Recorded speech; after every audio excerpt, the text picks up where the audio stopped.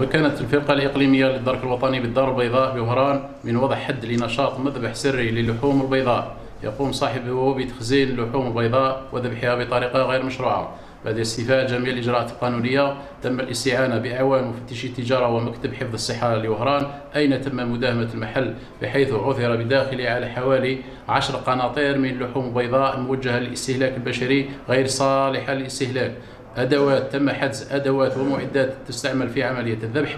رفعت ضد صاحب المحل جملة من المخالفات، من بينها ممارسة نشاط تجاري قار دون التسجيل في سجل تجاري، استغلال منشأة مصنفة دون الحصول على ترخيص، الذبح غير شرعي، عدم امتلاك شهادة البيطرة، عدم امتلاك شهادة الاعتماد الصحي، تعريض سلامة وصحة المواطن للخطر. سيتم حجز اللحوم البيضاء الغير صالحة وتسليمها إلى حديقة الحيوانات بوهران مع تقديم المخالف أمام الجهات القضائية المختصة فور استكمال التحقيق.